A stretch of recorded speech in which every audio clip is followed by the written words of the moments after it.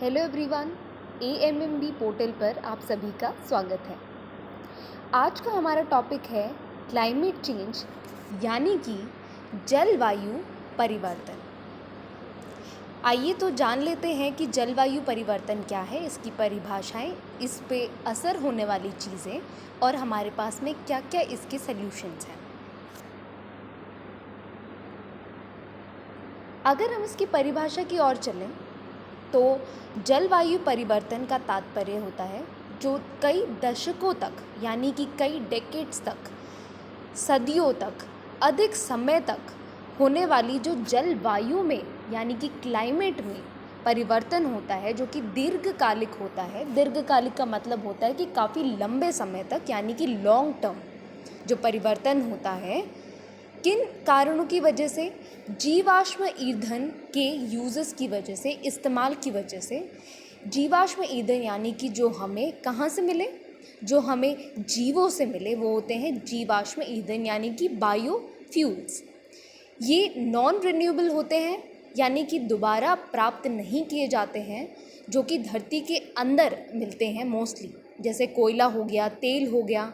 और तेल निकालते समय जो हमारी प्राकृतिक गैस यानी कि नेचुरल गैस हो गई, ये जीवाश्म ईंधन का उपयोग करने से क्या होता है, क्लाइमेट में यानी जलवायु में इनडायरेक्टली परिवर्तन होता है, जिनके जलाने से क्या होता है, पृथ्वी के वातावरण में तेज़ी से बढ़ती हैं क्या, ग्रीन हाउस गैसेस। इसके बारे में हम डिटेल से पढ़ेंगे आने वाली स्लाइड्स में कि ग्रीन हाउस गैसेस क्या होती हैं और इसका बहुत ही ज़्यादा इम्पॉर्टेंट रोल है किसमें, क्लाइमेट चेंज में।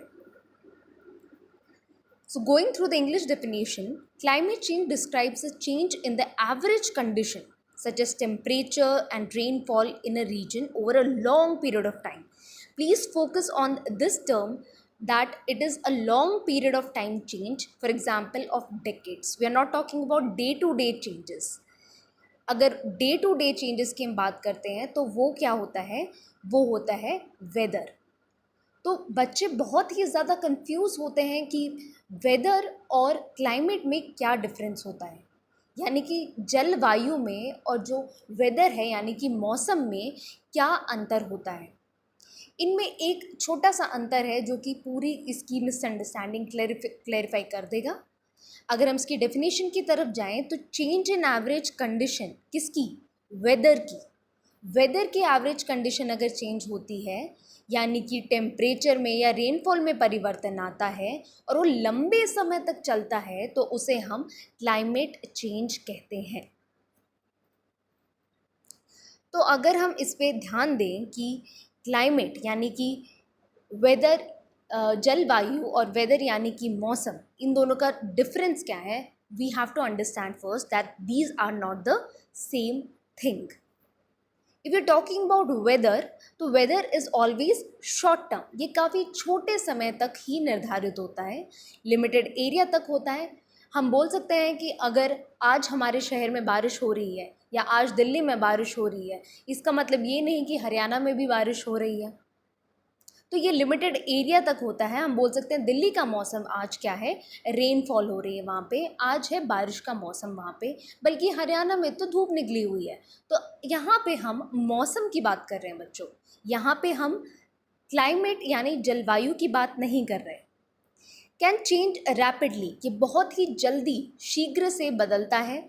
अगर हम बोल सकें हैं कि आज बारिश हो रही है तो कल को धूप भी निकल सकती है। So it is a rapid change going on. Difficult to predict, we can predict climate. जो वेदर साइंटिस्ट होते हैं, जो वेदर रिपोर्ट्स देते हैं, वो सब क्लाइमेट को बहुत ईजिली माप पाते हैं, लेकिन वेदर की अगले दिन क्या होने वाला है वो थोड़ा सा अनप्रोबेबिलिटिक होता है। तो अगर हम बहुत ही लो लैंग्वेज स्किल्स में देखें इसको, तो weather we can say what is happening outside our window is weather. Okay, जैसे कि आप ये देख पा रहे हैं। अगर हम क्लाइमेट की बात करें तो climate is the average of many years of weather observation. तो क्लाइमेट से वेदर बनता है, वेदर से क्लाइमेट बनता है। बहुत सारे वेदर्स अगर बहुत ही सालों तक सेम रहता है या चेंज नहीं होता है, लॉन्ग टर्म होता है, तो उसको हम जलवायु बोलते हैं यानी कि क्लाइमेट बोलते हैं। ये ठीक वेदर का ऑपोजिट होता है, ये वाइड एरिया तक होता है। सीजनल चेंजेस, जैसे कि हमें मालूम है मॉनसून एक क्लाइमेट है। मॉनसून एक क्लाइमेट क्यों है? क्योंकि काफ़ी लंबे समय तक की वर्षा को हम क्या बोलेंगे? मॉनसून। अगर हम समर की बात करें तो गर्मी का मौसम जो होता है वो एक जलवायु परिवर्तन है, वो एक जलवायु की बात कर रहे हैं हम, यानी कि क्लाइमेट की बात कर रहे हैं। अगर हम इंडिया की बात करें, इंडिया में क्लाइमेट चेंज होता रहता है। अगर हम दूसरी कंट्रीज़ में जाएँ, हम अटलांटिक कंट्रीज़ एंटार्क्टिका में जाएँ तो उनका मौसम अलग होता है। हम पोल्स में जाएँ तो वहाँ पे जो क्लाइमेट है वो अलग होता है। तो क्लाइमेट और वेदर में ये अंतर होता है। साइंटिस्ट का कहना है कि उन्होंने ये वार्निंग दी है कि अगर हम बहुत सारा ग्लोबल वार्मिंग की अगर हम बात करें तो ग्रीन हाउस गैसेस अगर ज़्यादा होती हैं तो ये क्लाइमेट पे बहुत ही गहरा असर करता है। Scientist have warned that the world's climate has changed a lot. ये तो हम सभी को मालूम है कि जहाँ पर हम देख रहे हैं ज़्यादा वर्षा होनी चाहिए वहाँ ज़्यादा गर्मी हो रही है, या फिर जहाँ पे हम ज़्यादा बारिश देखते हैं वहाँ पे भी गर्मी हो रही है, या फिर फ्लड की सिचुएशन जहाँ पे आ रही है वहाँ पे नहीं आनी चाहिए। तो ये जो वेदर में, क्लाइमेट में जो उतराव चढ़ाव है, ये किन कारणों की वजह से है? ये है ग्लोबल वार्मिंग की वजह से। और ग्लोबल वार्मिंग इनडायरेक्टली डिपेंड करता है किस पे? ग्रीन हाउस गैसेस पे। तो this is already a scientific prediction कि ग्लोबल वार्मिंग से क्लाइमेट चेंज में अंतर आता है, डिफरेंसेस आते हैं। Things are getting more colder day by day and many colder regions are getting much more colder or even warmer day by day. अगर हम बात करें क्लाइमेट को इफ़ेक्ट कौन कर रहा है, यानी कि कौन कौन सी चीज़ें हैं जो प्रभाव डाल रही हैं, कौन कौन से फैक्टर्स हैं, इन पे हम अगर नज़र डालें तो हम इसको दो कैटेगरी में डिवाइड कर सकते हैं। यानी कि एबायोटिक जो कि नॉन लिविंग होते हैं, और बायोटिक यानी कि जो लिविंग फैक्टर्स होते हैं, यानी कि जैविक और अजैविक। बायोटिक मतलब जैविक और अबायोटिक मतलब अजैविक। इन सबको लिस्ट करें तो लैटिट्यूड, ओशन करेंट्स,